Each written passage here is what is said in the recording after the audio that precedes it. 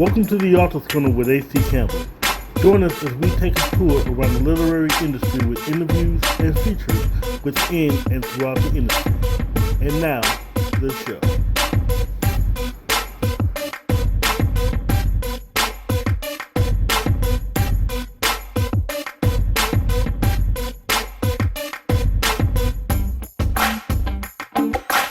Welcome to an all-new installment of the Author's Corner with Hd Campbell. As always, I'm your host, Hd Campbell. We're doing a special Tuesday edition of the show because we've had technical difficulties Sunday, so we couldn't get the show out. But today, we're back. They're still not going to jack with the quality of the show. We still have two powerful authors ready to unleash upon you, and we still got a pretty big show for you. First, we're going to talk to Nakeyia Glover-Jones. We're going to talk about books. We're going to talk about publishing. We're going to talk about her challenges with vitiligo. We're going to talk about how she wrote a book to help other people with the challenges of vitiligo. We're also going to talk about how she set up a book and publishing empire. And yes, I'm going to use that word empire, which is steadily growing within 2 years. And you can blame the pandemic for a lot of that because the pandemic gave us a lot of time to do things we want to do. We're also going to talk about book tours and things like that. It's going to be an amazing interview. Then we're going to talk to, again, part 2 of our marriage boot camp series with Walter and Valecia Carter. We're going to be talking about how we can enter God within our marriage, how basically God fits, and what we can do to save our marriage, keep our marriage strong.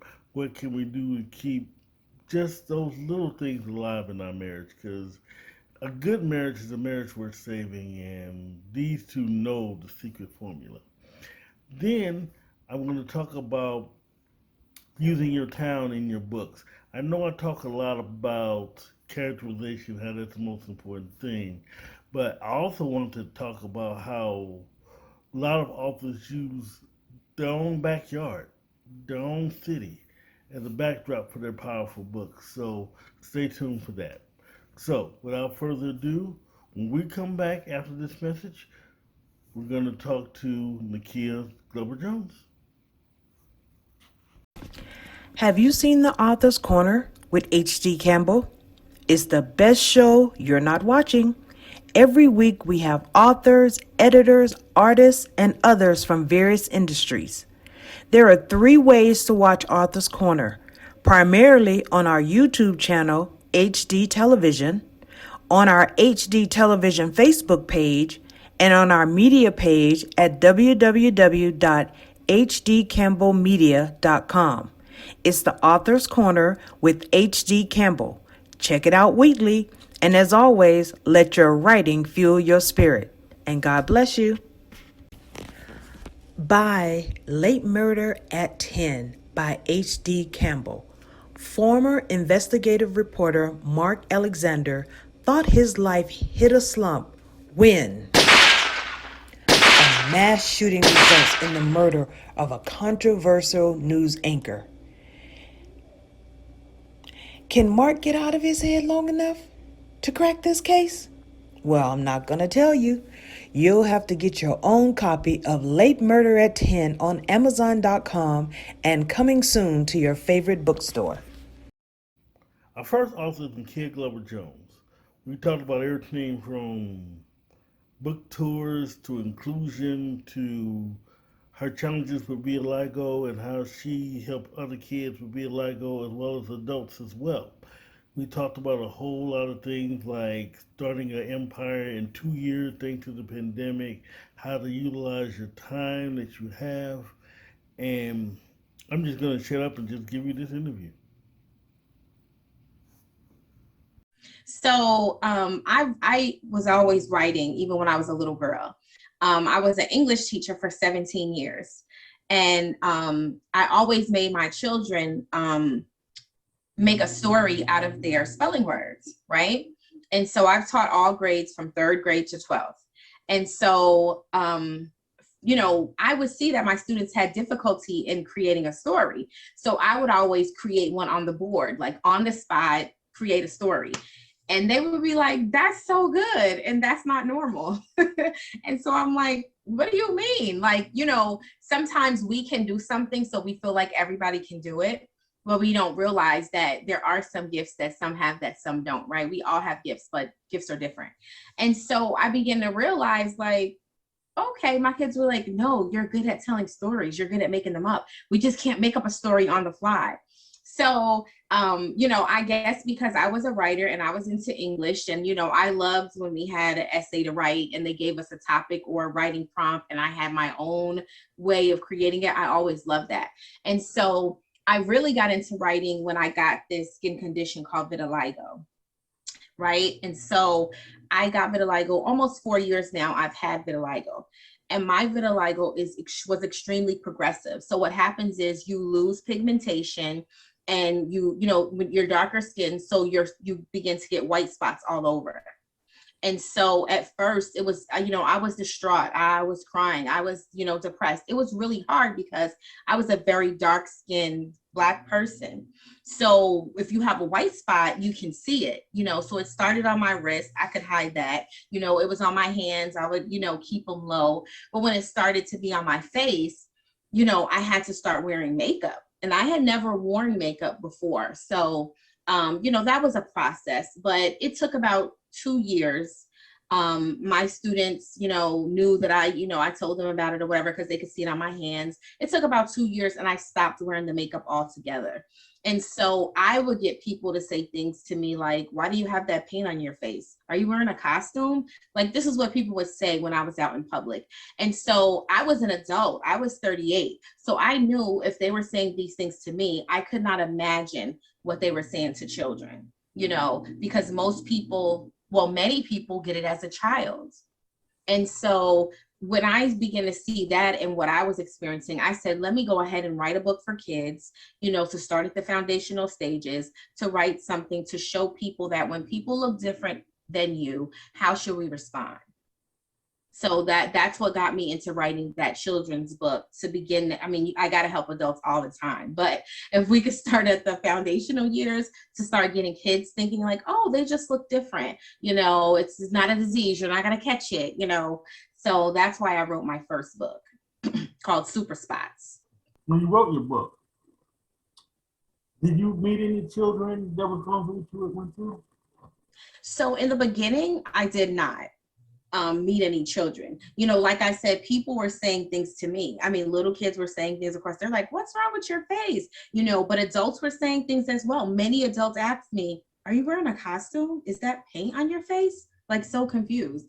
And so, that is what prompted me, because I'm like, I'm an adult and I have to deal with this. Imagine what children have to deal with, for somebody to come up to them and say, do you have paint on your face? And so that is what prompted me. And so after the 2 years, I joined a vitiligo support group in Illinois that was hugely instrumental in me being okay with going out without makeup, okay with my face, my skin. That was extremely helpful. And yes, we have children in those groups.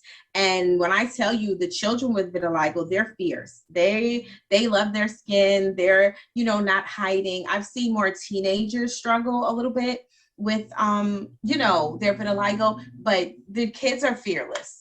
I love that because some of these little children have a little less fear until they become teenagers. Yes. Everything is subconscious to them. So no, right. So kudos to the little kids. So you wrote the book. How's the book been received so far? So the book has been received really well. I've sold about 2,000 copies of Super Spots. Before the pandemic, I was out, created a book tour in different cities, and the book was received really well. Besides the children in my vitiligo group, as my book spread on Facebook and people would see my face, parents would reach out to me, hey, my daughter has vitiligo. Oh my God, this book is amazing. And all the adults say to me, man, I wish I had this book when I was coming up, because a lot of people grew up with vitiligo, and didn't have pleasant experiences in school, and so it was so well received. And I love that, children have such great input to give back. A lot of people say that children are mean or whatever. A lot of times they're just really honest because they don't have the filter. They're like, I see this, I want to say it.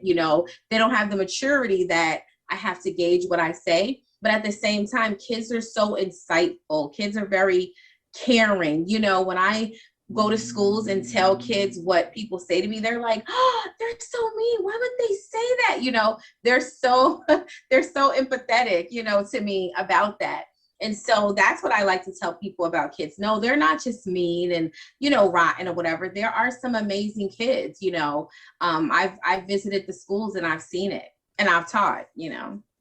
What's also interesting too when they took the kids are also inquisitive. They just don't know. So, and we teach our kids, if you don't know, you do ask. Right. We're not being mean when we ask. Now, correct me if I'm wrong. I would say very few children were more than likely being mean, mainly more adults than children. Yeah. I've definitely experienced way more adults than children. I mean, I was shocked at the thing. I honestly can tell the difference between a painted face and somebody's actual face. You know what I mean? And so, when that question is asked, I have to stop and I have a conversation with them. I'm never offended because, like you said, just as kids, if you don't know, you don't know. If you're ignorant to it, this is an opportunity for me to teach you. You know what I'm saying? Just yesterday, I was out and walking on the track, and these little kids were playing soccer, and they got a break, so they all came to the side, and I walked past, and they were like, "Oh, what is that? Is she painting? What is it?" So I stopped and I called their coach and I said, "Hey, the kids are looking. I have an Aligo. Can I explain it to them?" He was like, "Absolutely." So I stood there with another parent. It's always an opportunity to teach. You know what I'm saying? And so that's what I view it as. Even the kids that are like, "What's wrong with your face?" I'm like, you know what? I have an Aligo, blah, blah, blah. I always take that opportunity and teach people because, like you said, they're not trying to be offensive. They're trying to know. When we see something that we don't know about, we all take a second look, whether we're sneaking or some people just flat out stare at you, but I've come used to that. I'll wave or I'll smile or I'll just start explaining, Yeah, I love that. So how have your children received everything with the book, with everything going on? So my kids are so proud of me. I, left teaching also 2 years ago. I had put 17 years in and I put in a lot. I was the teacher staying after, the teacher coming before, feeding the kids. I put everything that I had into the classroom because I love young people. And so it was time to close the doors on that. And so my kids were like, "Oh my God, no, all the kids love you, Mom. You got to stay there. They need you." And I said, "But you know what? I'm tired."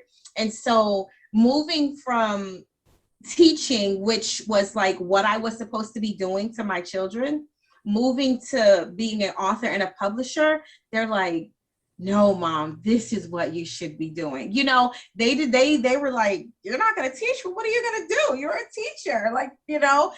And it's true. But at the same time, in this capacity, I'm still teaching. I'm just teaching something different. So my kids were, at first they were like, "No, that's weird. You've been teaching. I've been teaching all of their lives." But now that I'm publishing and an author, they're like, "Okay, Mom, we see. Yeah, this is what you should be doing." So before I get into anything, I do want to wish you a happy teacher week. Very happy teacher. Thank you. Even though you're not teaching anymore, you put 17 years into the business, so you are a veteran. So yes, thank you. They developed an interest in the writing and teaching. You know what? My son loves children, and wherever he goes, he attracts them. We can be at the supermarket and he'll start playing peekaboo with one and they'll be cracking up and their parents will turn around. Like, he is a kid magnet. And so being in it for so long and seeing where it's going today, when he was like, "Mom, I think I can be a gym teacher." He would be an amazing teacher. But with so much that goes into teaching today, I'm like, "No, son, don't do it. Don't do it." My daughter has a son, so we have a grandson. but my daughter is into nursing. She loves children too, not as much as my son, but she loves kids too. Now, neither one of them have said anything, about writing a book, but they do say that they love when somebody says that their mom is an author. They think that's like, they think it's amazing. So that's pretty cool. Yeah, I love that. So back to you for a second. What made you, before we even get into publishing, well, actually, we'll get into that, then we get into more books. What made you transition from writing books to publishing books? So, starting to write the book and looking at the finances, that come with it and everything. I have always been a very economical person, looking for the best quality for the best price, right? And so with that, I wrote my first book and met many different authors, and I would listen to what they paid and what I paid and everything. And so my first 2 books, I worked with a publishing company, and I saw what they did and, saw what it entailed to put in a book. And my antennas were spinning like, girl, you could be doing this, And so my second publisher let me know. She was like, Nakeyia, you can do this. Like, I can see you publishing books. And I'm like, oh, it might take too much time. I don't know, but I did. And I saw that, I learned so much from those 2 books and from talking to other authors that I was so willing to share that and help people, help people make payment plans to get to their book. Because it's a lot of things, that it entails. But at the same time, if we can work out a way to get everybody to their dreams with working out payments and stuff, that's what I wanted to do. And I know that there's so many manuscripts and stories that are just laying around that need to be pushed out. We'll get into that here in a few minutes. Before we get into that, that is very beautiful. But I first want, but you said 2 books. That means there's a second book out there. Tell me about the second book. So the second book I have 14 books altogether. Oh, no. You have to give me those titles right now. Right now, young lady. I got you. My first title was Super Spots, right? My second title was 7 Days of Prayer for Blended and Unblended Families, right?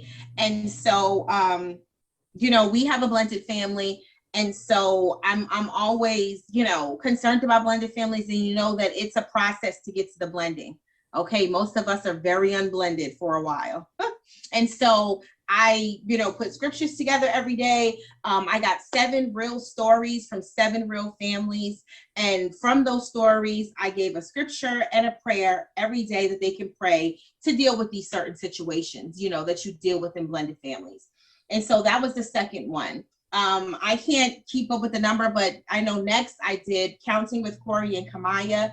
It's 2 twins whose parents are doctors and they travel the world. And so they teach kids how to count in English, Spanish, Portuguese, and French. So that's a book, and that's going to be a book series. So it's Counting with Corey and Kamiya. There's Colors with Corey and Kamiya for the 4 languages. And the last book is Hidden Alphabets with Corey and Kamiya. So that's like a 3-book set for like daycare to 1st grade, for them to learn that foundational stuff, right? Then I did 2 anthologies with 12 women. We did a Christmas anthology and we did a Valentine's anthology. So they're both, one is called Holiday Follies and the other one is called Valentine Follies. Then, I've always, Mary Higgins Clark is my favorite author. Next would be James Patterson. And so I've always been interested, like novels are the reason why I started reading. And so I wrote 2 novels during the pandemic. The first one was Ding, When Reality Calls, You Answer, which is about, the struggle of online dating and, shuffling through that dating, then taking a break, then dating, then thinking this is the one, then it's not. That whole spiel that's a new way of dating today, right? And then the second novel was Silent Call to a Bright Future, about a family that grows up in the ghetto and how the older sibling travails through so many things. And so, yeah, that's that. Now, I mean, I have manuscripts forever. During the pandemic, I did not waste my time. I wrote like 5 novels. I wrote 4 children's books. I wrote a young adult novel. Like I was writing every day. You know, we were stuck inside. Besides Netflix and Hulu, I was on that computer and I was on that pen and pad writing. And so it's really been a blessing. You know, I could write a story every day. I'm like you. I am that kid that put a note on the teacher's desk. And us teachers love those kids that just drop a story on our desk. And so that was me. You know what though? With everything that you do, that you got going on, now I'm very busy. I admit sometimes I'm too busy for my own good, but you make me seem like how you make a busy man seem lazy? What the? Absolutely. Like wow. You need more hours in the day. We do. So with that, how long have you been doing this, writing and publishing? So my first book was released October 2019. I've been publishing for a year. Just March made it a year. So I've been doing publishing for a year, and I just feel like, you know, when they say do what you love and you'll never work a day in your life, that is exactly how I feel about publishing, and I love it. See, that is just so beautiful. And you actually mentioned 2 of my favorites, Mary Higgins Clark and James Patterson. Especially James Patterson. I'm a huge Patterson fan. Ooh, me too. I don't know if you ever met. I met Patterson. Never met Clark, but I met Patterson. He is an awesome guy. Did you? Wow. I wanted to meet Mary. You know, what's so funny is Mary Higgins Clark is from the Bronx, like me. And so I feel, so when I read her story, she's going through Manhattan, she's going through Brooklyn, she's, you know, so I can connect so well. And then James Patterson lives about 40, he's from Newburgh, New York. And I went to high school for a couple of years in Ellenville, New York. And that's very close. I know a lot of people in Newburgh. And so I'm like, that's why I love them. You know, I feel even that more connected to them. And I've been, I'm going to take, James Patterson has a master's class, and I want to take that because I'm like, what goes on? You know, I know, and you know this, we can write and we look up and it's been 7 hours, right? Recently, he's been releasing like nuts. I'm like, what is he? You know what I'm saying? It's phenomenal. And I know that there's probably some ghostwriting in it, but still, he gives these outlines and how he lays out a story. It's just phenomenal. And I'm like, I want that James Patterson best-selling, you know, you gotta look around when you're reading the book kind of story. I want it. And that is actually what I'm working on now. I'm trying to. But the key word is try. Yes, because it's a job, but you know, it can be done. If we have writing in us, it just takes, you know, that skill and that team and that developmental editing and that looking back. You know, a lot of people think that, you know, even when you do something naturally, right? We're writers, we can do it naturally. Even when you can do that, there's always so many more opportunities to perfect your craft. And so we have to continue to read, which, you know, I say the better, you know, the more you read, the better you write. And so I stay, you know, current with the reading, especially with him, you know, and still going back to Mary Higgins Clark. I mean, I read her book Silent Night every Christmas because it's amazing. And it's her shortest one. Still long to me, but, you know. Well, I'll ask you this. Now that you've been writing and publishing for a minute, what is your whole view of the writing industry in general? What do you see as far as what can improve, or what you like, what you don't like? What is your view of the writing industry today? So one thing that I know that can change is that I travel a lot. You know, for the last 2 years, I've been in a lot of book tours, right? And so it's sad to see that even in bookstores still today, there's still so many, you know, the cultural, the diverse, the Black child book, the Spanish book, it's a little section for us. It's a little tiny small section that we often have to go through the humongous store and look for. You know what I'm saying? Even though there's an influx of African American writers that are writing books with African American characters, on their cover, we still don't have enough. You know what I'm saying? Our kids are still limited. And I know my teenagers, that are here in Chicago, Chicago is a very segregated place. And so my kids can't even relate to some other cultures. They're just not that diverse. And so if we had an author come visit that didn't look like them, they wouldn't even listen to them. Right. You understand what I'm saying? They're like, you can't relate to me. You don't know what it's like to be hungry. You don't know what it's like to not have toilet paper. They're not even, they don't even want to hear what you have to say. And so saying all of that is to say, I remember being a child and not seeing books and dolls that looked like me. I mean, we didn't think like, man, is there a black doll? We just played with what we had. But the industry has to change because our voices need to be heard from us, our story, not tweaked, not made okay for, the general public. Just hear what we're saying and produce it. You know what I'm saying? Because it's our voice and our experience. And I feel like a lot of times that's missing. You gotta do more than just throwing us a bone every once in a while. You have to open up for us to come in. Absolutely. And I mean, during the pandemic, don't get me wrong, there was a subsidiary of Harper's and Collins. They did open up for Black authors. The whole Black Lives Matter movement. A lot of companies opened up spaces for African American writers. At the same time, quite honestly, African American writers can be offered $20,000 to $40,000 if they want your story. Whereas our counterparts and Caucasian writers are off $100,000 off the bat, and that needs to change. You know what I'm saying? So that's the difference. Even when we write certain stories, and they think it's amazing, they're still trying to. Oh, well, can we change this? Can we? No, leave it in my voice.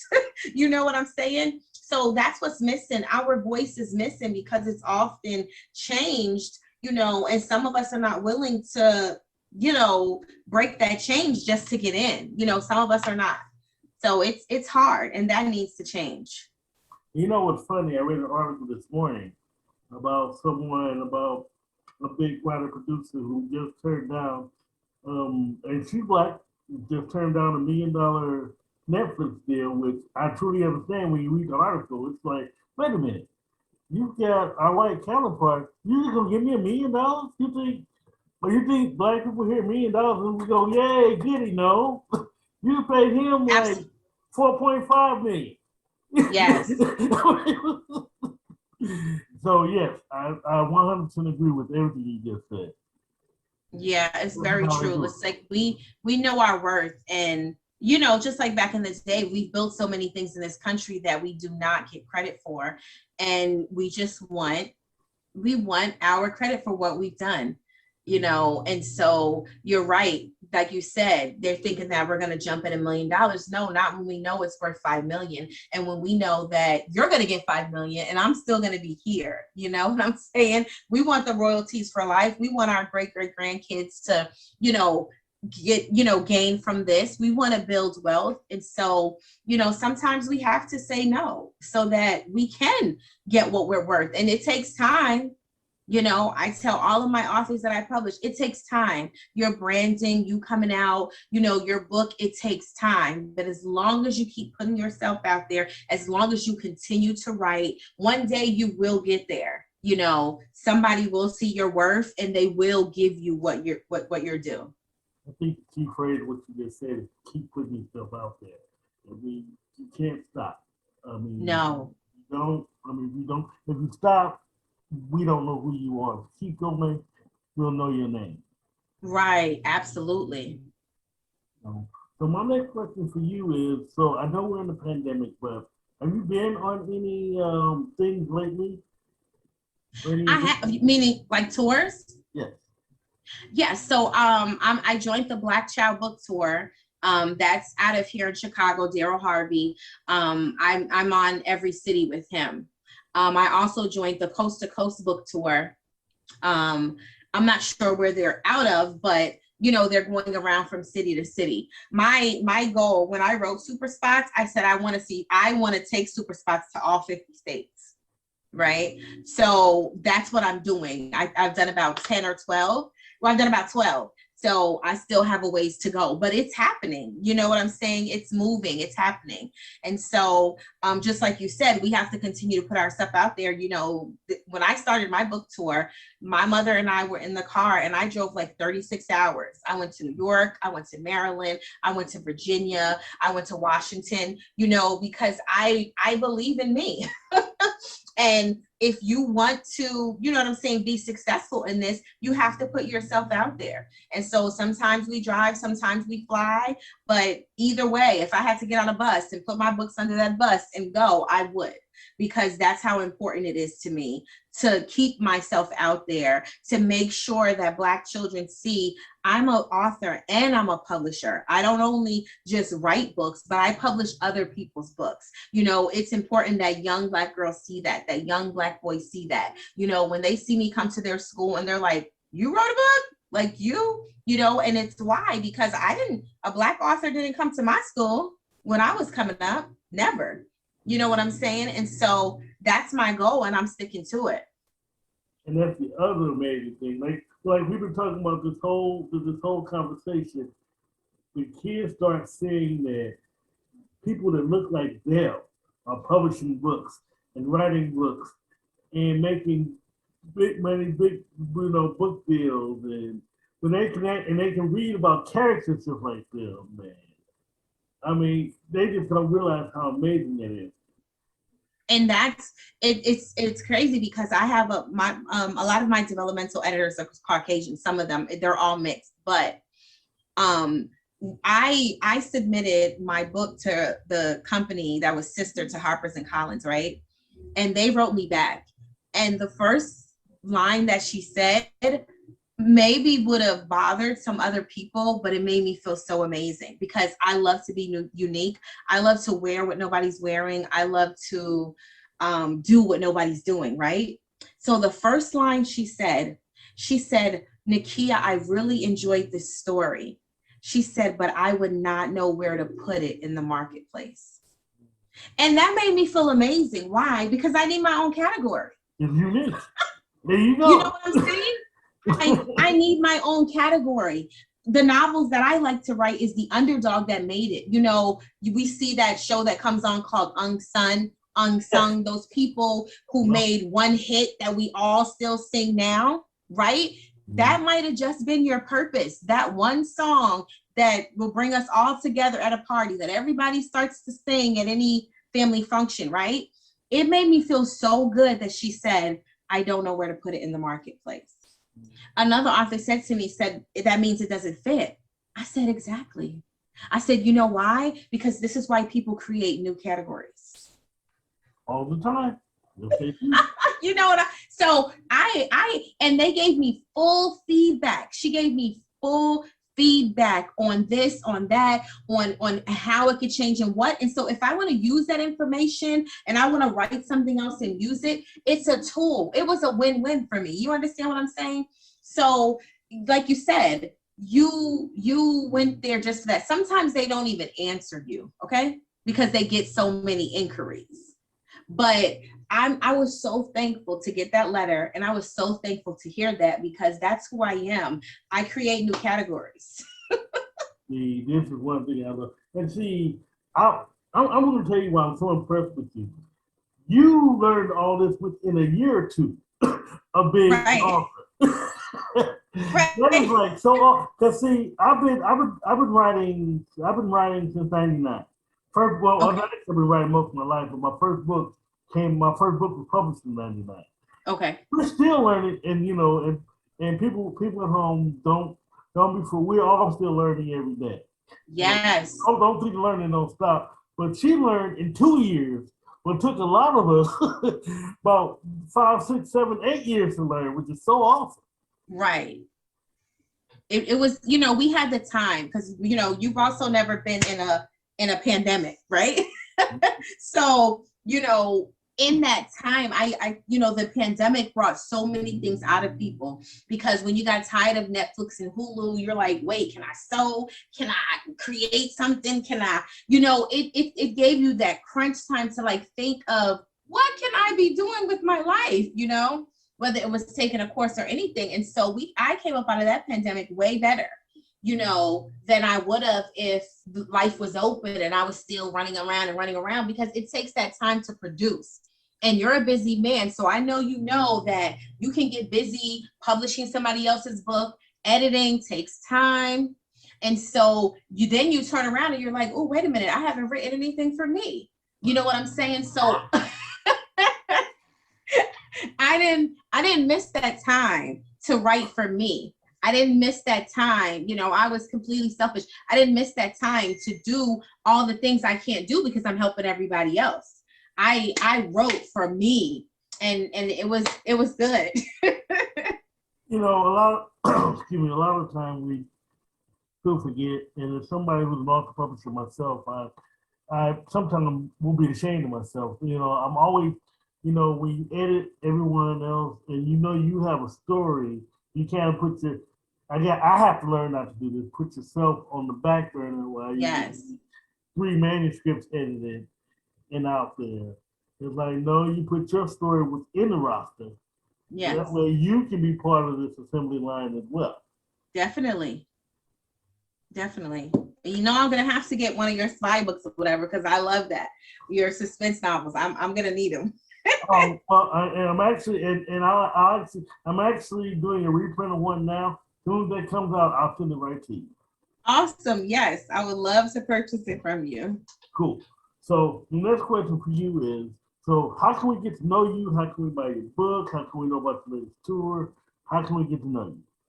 So on my Facebook page, Nakeyia Glover-Jones, I post all my tours on there. I update it every week, which city I'm going to be in, the flyer, the place, the time. Also, my book website is Author and Jones. My name is Nakeyia Jones, so just authorandjones.com. You can see most of my books on there. All of them that are on there, but they are. And then if you just go to Amazon and type in Nakeyia Jones, all of my books are going to come up. Even if you Google me now, you'll see a little bit. So you can find, me by just clicking in Nakeyia Jones and Amazon, and everything comes up. Awesome, that was beautiful. Now, my next question is, what's in the future? What do you have going on? What's your next book? When's your next tour? What's going on with you in the future? So, still talking about Super Spots, because Super Spots is a big purpose for me. And I went to Iowa this year for the first time. And Iowa was amazing because of this. I met 2 people with vitiligo that have never seen another person with vitiligo. One was a man, and his daughter actually got on FaceTime. So we were at a mall and selling our books, and I was walking around and came back, and they were like, oh my God, wait a minute, let me go get my daughter. So I was like, okay. So she went and got her daughter. Her daughter was a teenager. She had vitiligo. She had never seen another person with vitiligo. And I said to her, I know that we're in a pandemic. I know that we should not be doing this. I said, but you have your mask on. I have my mask on. I said, you have got to give me a hug. Because I remember not seeing anybody else for a little while, right? But this young girl has had it since a kid and has never seen another person with it. It just that right there alone was the purpose why I went to Iowa, right? And to meet that man's daughter, and so that's what it's about. And so because of Super Spots, I'm going to come out with a song, Super Spots. I already wrote it. My girlfriend in New York is like producing it and adding some things. And so I'm looking to do a video with kids that, albino kids with vitiligo, kids that may have been burned and, look different, whatever like deformity that you can see skin wise, in a wheelchair, whatever. I want to be have those kids in the video, because basically what Super Spots is like whatever that thing is that makes you different, that's your super spot. And so my purpose is always to empower and encourage children. And so that's exactly what Super Spots is going to do. I'm going to come out with a clothing line. My character is Nia, the little girl in the book that has super spots. So I'm going to come out with a clothing line for her, and I'm going to create a song. Do me a huge, I really need a huge favor from you. Anything that you do, any updates you have, could you let me know? I sure I'll will. put it on my page, yeah. And anything that you want to share, feel free to tag me. So, Yes, so please do me a favor. absolutely. So now we're at part of the show where I give everyone the final word, advice, shout outs, whatever you want to say, the floor is yours. So I would definitely give a shout out to my mom. My mom is amazing. My mom is 74, but she's like 24, because on days that I have to do anything, she wakes up before me. She's ready. She, like today, she was like, I'm like, oh, my interview at 12. She's like, you didn't write that down. You didn't tell me. She's like the best personal assistant, book assistant. Like when we go out to places, telling people about the book, she's like my right hand person, the only employee in the company, me and her. And it's just a huge shout out to her because, everybody says there's nothing like a mom. And, in everything that I do. And, people who write are extremely creative. So we come up with a new project every 10 minutes. And so, her and my husband, I can't skip him, they listen to these 500 of my stories every day. And my husband is, he works, so he can't be free to go to these unless it's on a weekend. But I'm so thankful to my mom and my husband and my children, because it's such an amazing team of people that when I say I want to do this, they're ready to run, jump, and do it with me. So kudos to them. But the last thing that I would say to anybody is that, so many people have such amazing stories. So many people have come through horrible situations that they could have been dead, that they could have lost their mind. Some people are just amazing storytellers. And so I would encourage anybody to, there's so many people working these jobs that they don't really like, they don't really love. They're waiting for retirement. They're sad. They're depressed. I would say to you, even while you're at that job, do not forget your dreams, right? Do not forget that even if you have to keep this job financially, in life, you can still be doing things after hours that's working towards your dreams, and that one day you'll be able to let that job go. An opportunity can open up and you can do it, but don't stop working on your dreams because you're frustrated in your current situation. It was a big step for me to leave that 17-year salary in teaching. It was, but I don't regret a minute of it. And to learn more, you can always go to authornjones.com and buy her books, get to know her, and like she said, you can get her on Amazon or her Facebook page. So when we come back, we're going to talk about more about our marriages with Above the Heart LLC's Walter and Valecia Carter. Stay tuned. Do you need editing and formatting services for your manuscript or document? Go to HD Campbell Productions, who will offer professional services and reasonable prices. For more information, call HD Campbell at 314-265-9169, or you can send him an email at hdcampbell3@msn.com. Let HD Campbell be your editor. As always, let your writing fuel your spirit. Just who is author H.D. Campbell? He's the multi-gene author who can take you on several trips at once. With H.D. Campbell, you can have a romance, you can track a killer, or even stop an international incident. For 30 years and still writing, H.D. Campbell will take you on trips you've never been before. Learn more about him by logging on to hdcampbell3.com or check him out on Facebook, Twitter, Instagram, Pinterest, and LinkedIn. Read his rewrites of How to Lose a Black Woman and Late Murder at 10, with a new title coming soon. And as always, let your writing fuel your spirit. What can I say about these two? I mean, these guys are true friends. Walter and Valecia Carter. We talked about marriages. We talked about what keeps us in our marriage. We talked about so much last week. And I can't wait for you to hit the conclusion, especially when you find out how God can fit into our marriage. So here it is. I want to go to one more serious topic, then I get to a couple of lighter topics. Um, how do you? Well, first, let me ask you this: with domestic violence, with infidelity, with any of it, how do you? In other words, how do you introduce God into their marriage if God is not part of any of their marriage and you're having all these problems?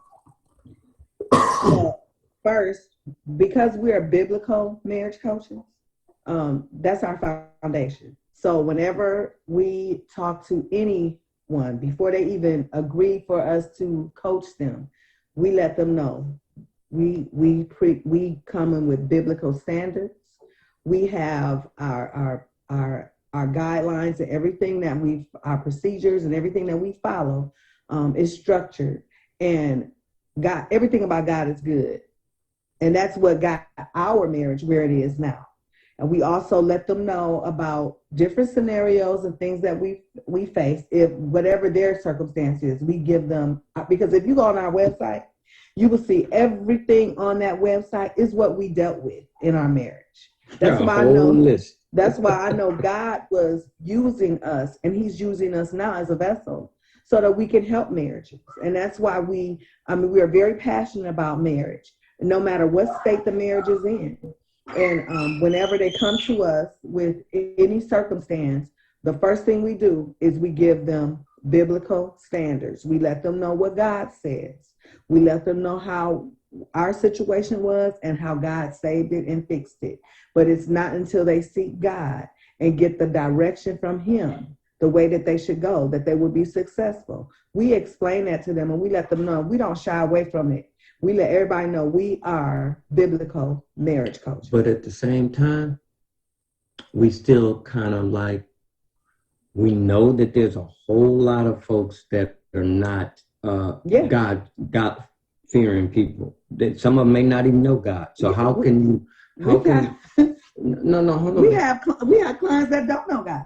But see, I look at it like this: when we got married, I was not in church. No, she was. As a matter of fact, I remember when she mentioned to me, "Oh, we can't never have sex again," because I realized after talking to the first lady that I can't be doing that until we get married. Well, I wasn't hearing that.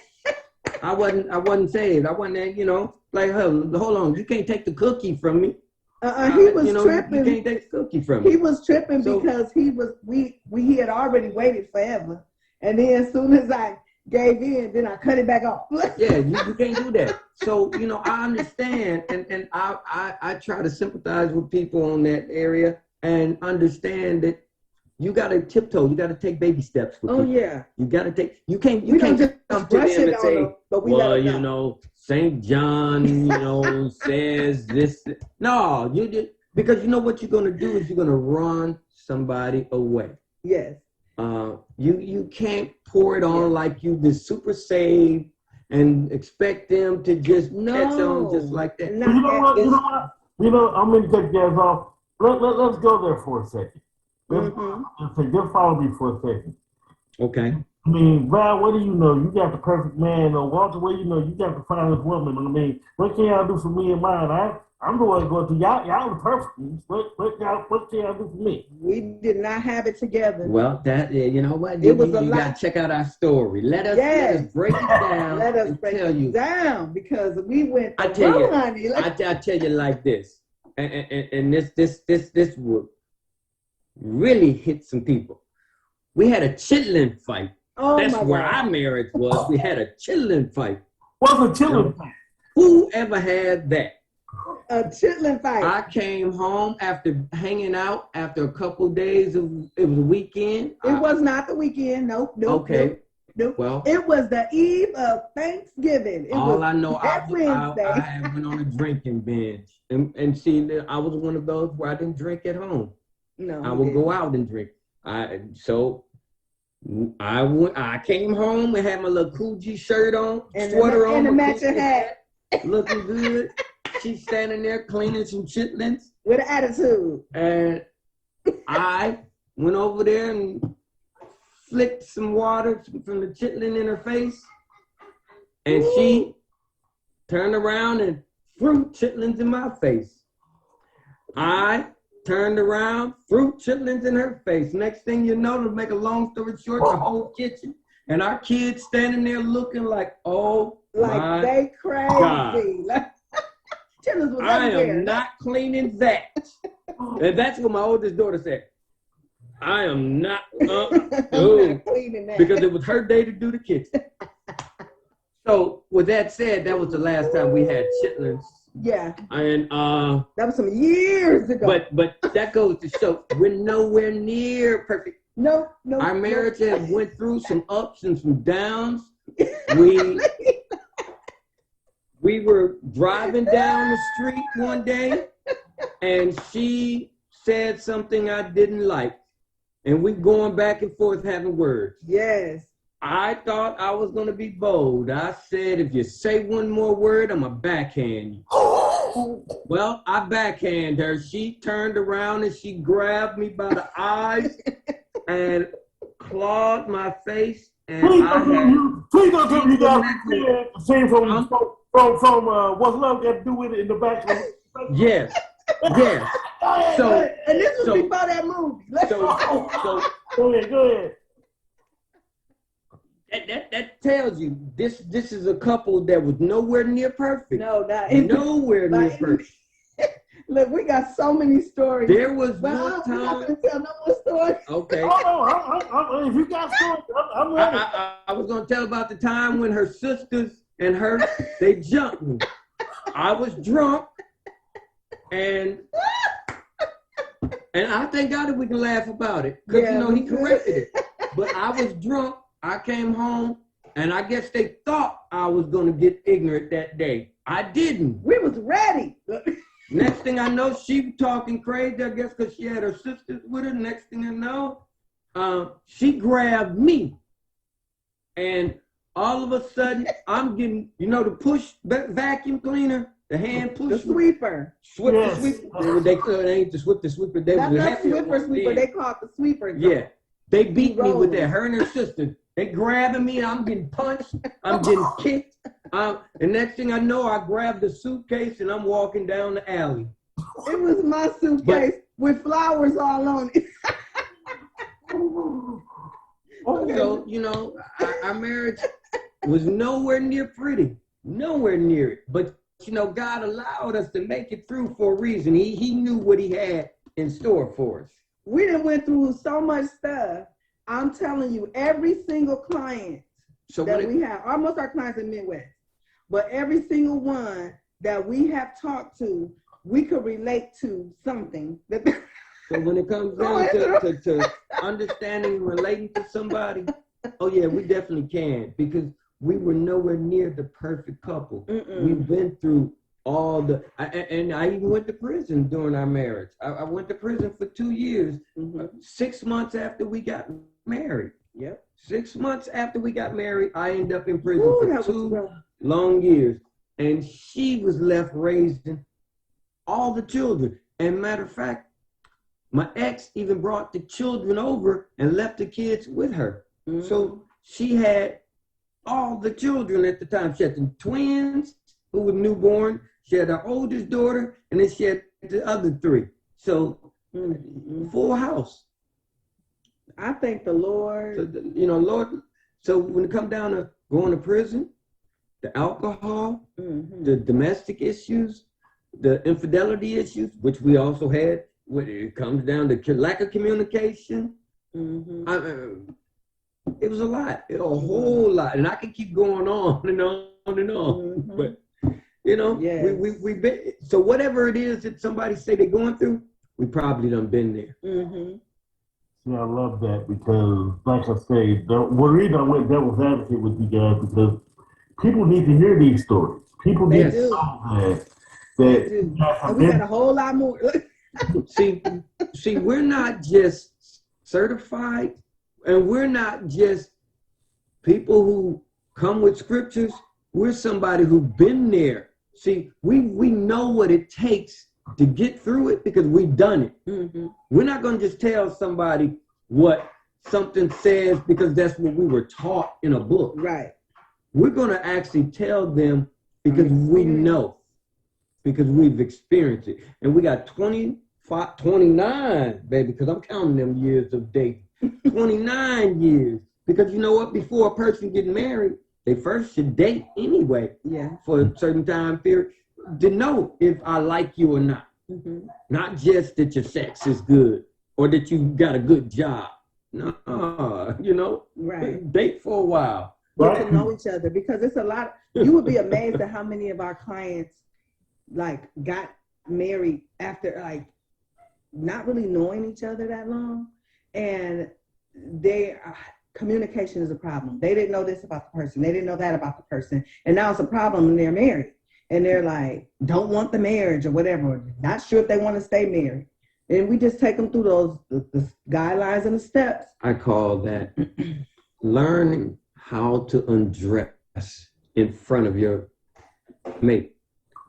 Not what physically what I mean by that is if we would have gotten together, let's just say me and her got together after I went to prison, and I don't tell her I've been to prison or tell her that I had an alcohol problem, and now we get married because we done met, even in church. If you meet in church, you're thinking, oh, I got this saved man of God, not knowing he had these issues in the past. Mm-hmm. Now, let's just say some of those old behaviors start to creep back up. She didn't know that those were old behaviors, but she's starting to sense something is wrong, and you notice something is wrong. Well, she don't know that this is something I dealt with, so you can't deal with the problem before it becomes a problem because you didn't know it was a problem in the past. Right. But had we had this conversation about everything, she would understand. And now she can say, hey, Pastor, I think he's probably having an issue again because, you know, he dealt with alcohol in the past. Or I noticed that he gets a little bit angrier now when we're having a conversation. You know, his reaction is a lot different. Mm-hmm. Something may be wrong. Something's bothering him. How do I talk to him? Mm-hmm. Or sit down, baby. You know, I noticed this. So what can we do? If you don't know this, you can't do that. Right. Until it explodes. Mm-hmm. And once that explosion happens, most of the time, we run, we retreat. Instead of knowing ahead of time, okay, this is a problem. Let's deal with it. Mm-hmm. So I think that's an important step that is missed. Right, because also they could decide, okay, I know this, and this about you. Now, I don't know if I can handle that, so we just going to table the marriage idea, and we just going to date for a little while. So you can see what those red flags are. When those red flags go up, then you can say, okay, he did say he had an alcohol problem. He did say he had this issue in his childhood or whatever. And the same with women. They may have been molested or have problems being intimate because of their past. But if you jump in a marriage and then now she's standoffish with her husband and you like, what's going on? Well, she has these things that she's been dealing with that she hasn't talked to you about. But now, how do you get past that? You know, it's a lot of different scenarios, and it's just lack of knowing each other. Maybe my family was never close, so I never learned how to express myself. I held everything in. So now that you know that, you know, I've never been able to express myself, never knew how. Now that's something we can work together on. Mm-hmm. So, and I don't even know per se if this is something that's covered in premarital counseling by some, even in the spiritual world, because I don't know, you know, but it is something we cover. Right. Because I think that's a huge step. Yeah. Looks like you guys are teaching us how to be partners. Yes. Because you got to first learn how to walk together and trust one another without looking. You got to be able to close your eyes and know that your partner has got you at all times and never going to let you trip, stumble, or fall, that they're always going to be there for you.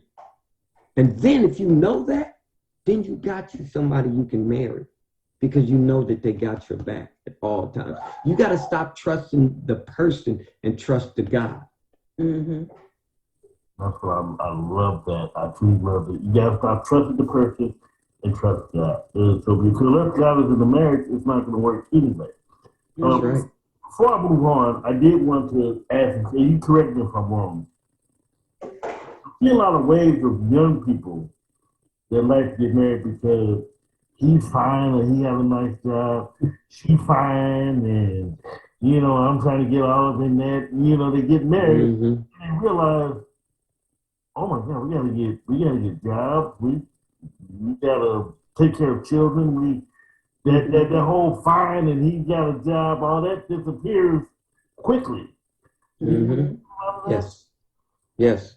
And we see a lot of where people get married who young and in church, they do it because they want to have sex and they want to be pleasing, so to speak. They think they're pleasing God by doing it. And then next thing you know, it's over with. Because reality sets in once that honeymoon is over. And then they like. But then you don't realize if you want kids or not, and then kid is brought into the picture. And then what you do? Because I wasn't ready for children, but not yet. But here we are. Right. What do we do?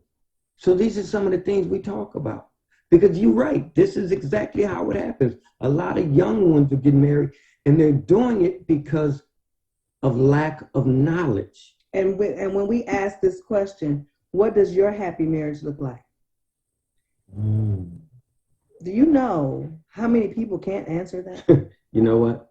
All this is covered because we actually have, and I may be jumping the gun with this one, but we actually have a course called the Marriage Plan, where all this is in our course. Yes. Where we cover all of this, and we have people to take this, the man and the woman, whether engaged, whether married, whether single who aspires, whatever it is, take this course, and it's 8 sections in there, and every lesson breaks down things that you deal with in marriage, and we sat down and we went through not just our marriage, but we went through the history of marriage and the things that are taking place in marriage and the problems that have always been plaguing marriage.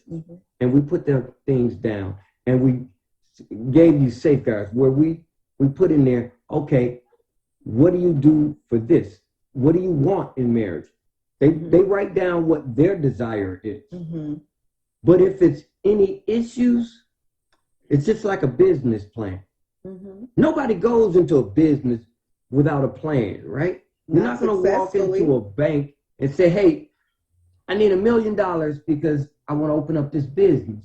They're going to say, what's your plan? Where's your plan? Well, even if you got a plan, they're going to say, okay, well, in case that doesn't work, what is your backup plan? See, in our marriage plan has that. Same thing we were just talking about. In case there is those, it says unexpected circumstances. And it points out, do you want children?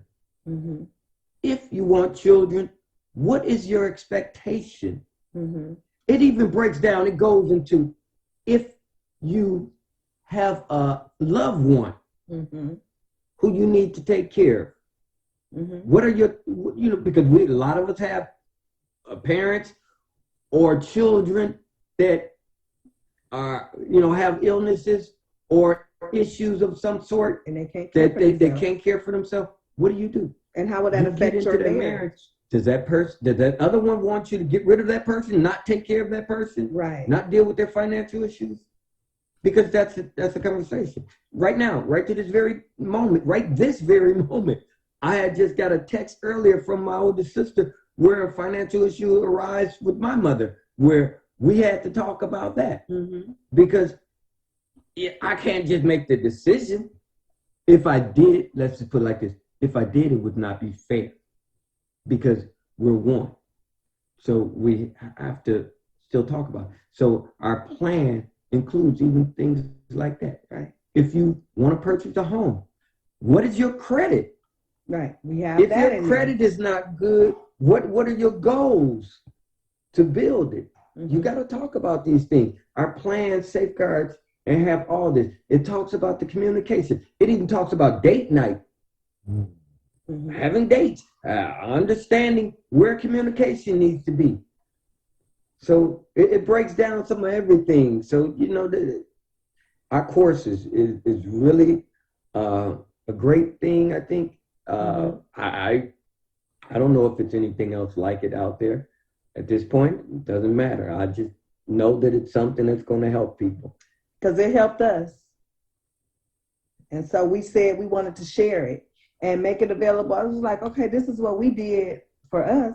Why don't we put it on our website and set it up where it can be, they can get our marriage plan and follow it. And I am a strong believer that if it helped us, I believe it'll help someone else too. Oh, that's what I mean around that. You guys are so beautiful.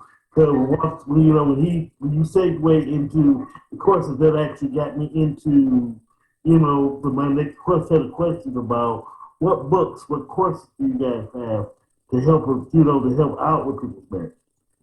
Oh yeah. First, my book that I wrote, which is a testimony of our marriage that God saved. I won 2 awards for that book, and that's my baby.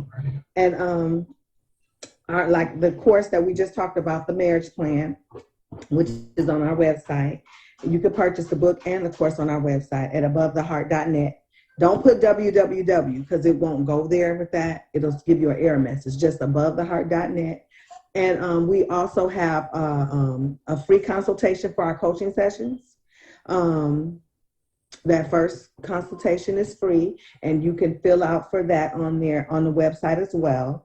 And you can also join our newsletter so you can get updates about our YouTube podcast that we do. And our other social media platforms are on our website as well. And we have a book that's in editing that we wrote together. This book is called The Marriage Guide. God Ordains It, You Establish It. And we worked hard on that too. And there are some key points in the book that will stem you to the online course. They work kind of hand in hand. So if you get the book and then you want to do the online course, you can do that too. And I'm really excited about it because when we were talking one day, what made us even decide to write it is because we were talking about how successful the steps we took for our marriage to be successful. And my husband was like, you should write a book. I said, we should write it. We should write it together.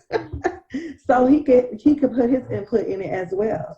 And so I'm really excited about it. Like I said, it's in editing right now. Hopefully it'll be released early fall, hopefully. That's beautiful. That's beautiful. So I want to wait till you get back to this next question. Actually, involve both of you. But I do have this question really quick. Okay. Do you have any, like, let's say you have a couple, but it has problems that, like, for example, in other words, how can I put this? Sometimes people don't feel comfortable with opposite sex for some things like, what if the wife just want to talk to you and the husband just want to talk? You guys have those individuals, with, one guy, you talk to, the guy feels like they'll talk to another man and they'll like this. So we actually had a couple that we were coaching, and every time we met, we first meet up, we pray, and then after the prayer, we branched off. The wife only wanted to talk to me. The husband only wanted to talk to my husband. And then at the end, when we came back together, if they wanted to share, they could. But if they didn't want to, they didn't have to, because it's a safe place. And they have to feel comfortable. We don't make you meet with us as a couple, but we do meet as couples. We do individual, couple. We do it all. And then we also, what we were doing, we had support groups. Like I have a women's discussion group, and it's like just be supportive. He has a men's discussion group, and it's like encouraging and motivating the men, and they bring their sons. The women, it's called Coffee, Tea, and Me. The men's is called Man to Man, and then we also have a couples group, and it's called Intimate Moments. And I love the groups, and when we were in the Midwest, they were successful. And now that we relocated to Arizona, we were talking about doing them again, but virtual, doing them virtually first. Since COVID hit, we stopped doing them, but doing them on virtual, and then branching off in once things open back up, and then still coming in having the sessions again, because they're so important to have that support. Okay, beautiful. So what do you guys like to do as a couple when you're not seeing the other couples? Going to the mountains, taking long drives. I'm talking now about going on like a weekend getaway, but we most of the times we do things as a family, because we have custody of our grandson who has autism, and he I know you heard him in the background, but he is a vital part of our family, so we will not be sending him with anyone else, so he's with us. Well, we try to find family activities, Mm-hmm. Things to go to the park, take walks. Yeah. It's been hot here, but going bike riding. We plan on trying to do it early in the morning. Go Yes. bike ride, Or watch walking. movies. Oh yeah, Netflix and chill. That's been the thing since COVID, honey. We've been trying so much. Netflix. We got a movie we get ready to watch tonight. But we do a lot of date nights in house when he go to sleep. We have the You gotta learn to improvise. yes, when you got take children. advantage of. So that's another area I guess we just got good at, because Yes. we had 7 children in the house. So you got to learn how to still have dates and. Yeah, even in your room. We go in our room, and our room is pretty big, so we can do a picnic on the floor. We can do all kinds of stuff. We got the TV. It's just like the music. It's nice. That's if we don't fall asleep, because if he's Right. asleep, We be like, he sleep. We want to go sleep. Because he be up a lot. Really quick before I wrap this up, I gotta ask a quick question. Who goes to sleep first? I do. See, Usually the I get guy. up Go ahead. Yeah. I get up really early, so yeah, I do. I love it. So what's in the future for YouTube and Above the Heart? The future for Above the Heart is to expand our endeavors, like with the things that we're doing now. Like I mentioned, the support groups, we want to expand that, and we have some other things that we are brewing right now, and we're just waiting for things to open up so we can move forward. Okay, we're cool. And like right now, we haven't really been branching off as much, but we're trying to. You want to talk about that? Connections, networking. Well, yeah. See, because what we want to do is since we're here in Arizona, we're trying to get in touch with more community services and more churches we want to get more involved in public speaking and motivating. I definitely want to jump more into the AODA and the anger management and the domestic violence, because I feel like I can help a lot of men in those areas, because being somebody who's been there, being somebody who's been to prison, I think I can relate to a lot of them, and if they can see a success on that part and know that it is possible for them to make it also, I think that'd be good and powerful to help someone. Mm-hmm. And that's my goal. And especially being a man of God, being a minister myself, I want to be able to draw other men Mm-hmm. who are struggling, because I see that as one area that is very detrimental and very, very important. First of all, the Black man is suffering in so many different ways right now, and the every other race because of the pandemic. Mm-hmm.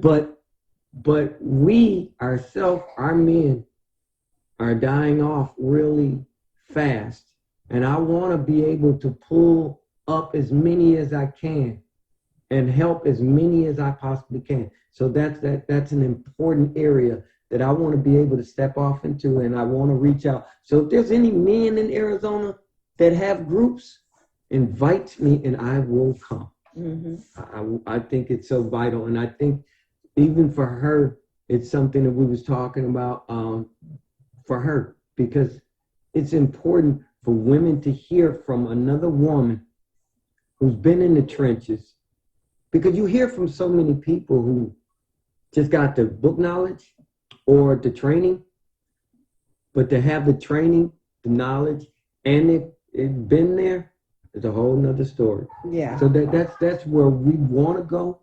And personally, we just want to watch God move and take us to levels that were unimaginable for us. Mm-hmm. Just to know that God has moved so powerful in our life. I mean, she didn't expect to be here. No. God moved, and looking now, look at God. We're in Arizona. So I know. I God did not is moving. expect He's it. elevating us and taking us to another level. And I see that He's got great things in store for us. And we're willing to take those challenges. Yes. I love that. Once again, how can I reach out to talk to you guys, get to know you guys, to get help? Okay.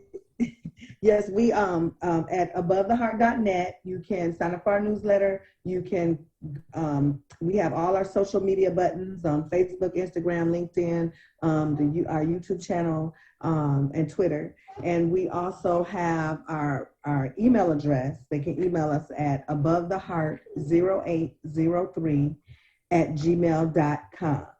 And we also have a phone number. Above the Heart phone number is 623-248-1141. So they can call us on, and if we don't answer, just leave a message and someone will call you back. So now we're at the part of the show now, like if you guys the final word where you guys can do shout outs, you guys can basically give advice, whatever you want to say, the floor is yours. Okay, well, I will give a shout out to all of our family and our friends who are mostly in the Midwest. And I want to say that to all the married couples, those who aspire to be married, those are engaged, marriage is a sacred entity. It is not to be taken lightly. God ordains it. The marriage is between woman and man. And we just want them to work hard at their marriage. A marriage isn't just going to come, but whatever you put into your marriage is what you're going to get out of it. And you have to be willing to work on your marriage. Not be so easily to give up just because you hit a stumbling block and you want to let it all go. My husband was talking about something about working for a license or having your degree and getting a job. And then when you hit a stumbling block, you're not just going to give up on that job. You're going to work hard at it. Whether you need more training or whatever, you're going to do what you need to do to keep it. And the same thing needs to happen in marriage, because marriage, we love marriage, and it's a beautiful thing. There are challenges, it's work, but it's so worth it because it's beautiful. And I'm going to piggyback on that one. Some people spend thousands of dollars for one day. For one day, they spend thousands of dollars. They spend a lifetime of savings for one day to turn around and within a blink of an eye, throw it all away. Mm-hmm. Because They don't want to understand that it's work. It's marriage was designed that way. Marriage is a process, and it's work, and it's forever revolving, and it's changing daily. Mm-hmm. And if you're not willing to do that, to understand it, then you're on the wrong track. You need help. Mm-hmm. And that's what we're there for. We're there to help you take your marriage to that next level. We're here to point you in the right direction. And marriage is something that will work if you work it. Mm-hmm. I posted up prayer. Pray for your spouse. It's a vital thing to pray for your spouse. If you don't have a prayer life, it's fairly simple. All you have to do is just have a conversation with God. Just say, God, I need you to help me. Mm-hmm. I need you to help my wife. Yes. I need you to help us. Lord, I need you to change some things that's not working out well for us.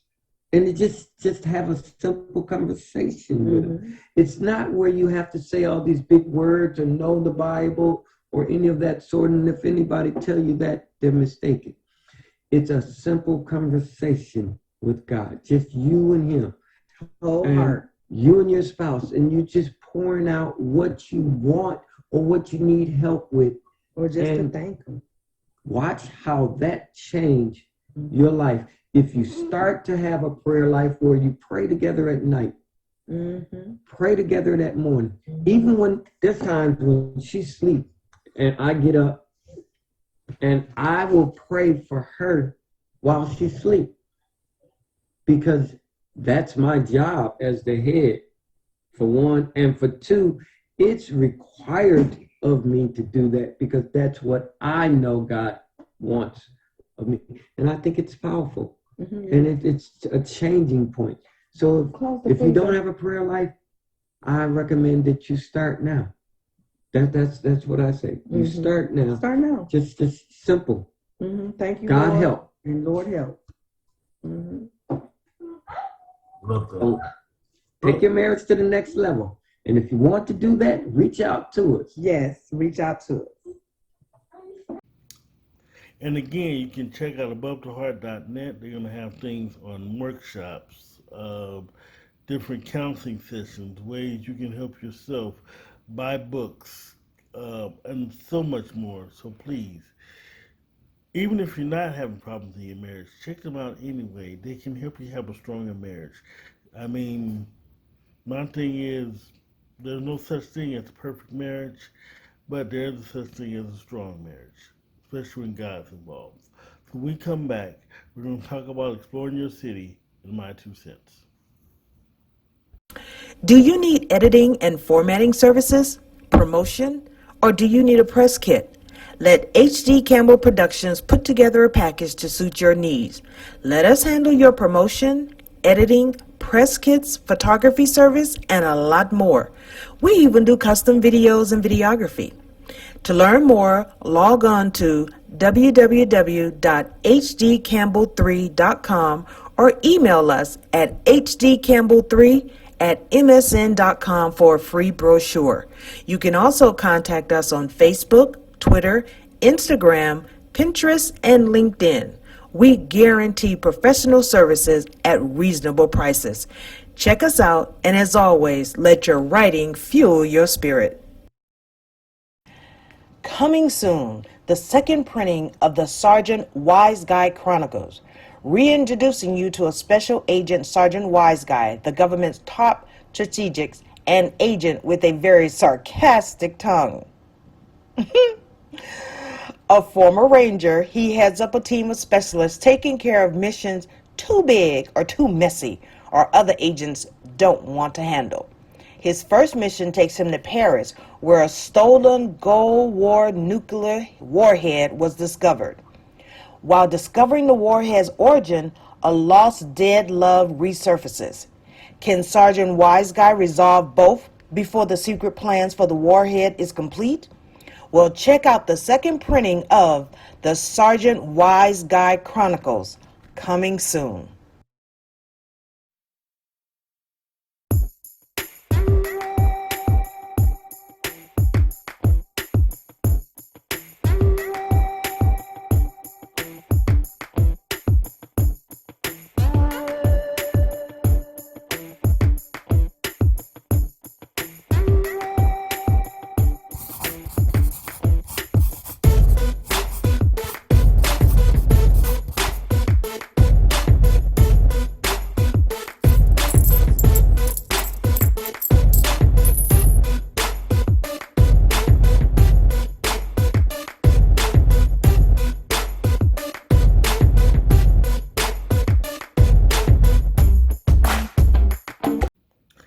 yesterday I got a chance to go out. I had to take my son to get a test taken at his school. His school just happened to be in downtown St. Louis. So while I was there, while I explored the neighborhood around the school, and I was able to take a lot of pictures of the smaller businesses around the area. I mean, there's a lot of big places downtown. I mean, the Peabody Building, the Arts, so many other things. But I wanted to take pictures of some of the smaller buildings because you never know. In fact, I have a dozen stories in my head as to where these businesses are going. So I said all this to say, in my 2 cents, I know I talk about characterization a lot, but if you read a lot of books, a lot of authors integrate their city within the books. You can tell some books are heavily Brooklyn. You can tell some books are heavily South Central. You can tell some books are heavily urban or heavily rural, wherever town that they're in. Even in made-up towns, you can see a lot of the author's local area involved. Like you can tell a lot of Stephen King books are done in New England somewhere, in one of those little New England small towns somewhere. Most of them are. So I said this to say, in order to do this, I mean, take pictures. Come up with storylines localized with your area. To have your books represent the town that you're in, that also says a lot for your brand. Because St. Louis has an abundance of local authors, but other towns may not. You may be the first to represent your town. And for people to read books about their town, going in the stores that they go in every day, or talk to people in neighborhoods they go through every day. Like people talk about New York all the time. I mean, the boroughs. Even people talk about Brooklyn or Queens or Manhattan, Staten Island. It's it's that local thing. So yes, always work on your characters, but please make sure you complement that character with a setting people can actually relate to, or someone can actually picture. So that's it. That's my 2 cents. That was the Author's Corner. Stay tuned next week when we have two more authors. And peace.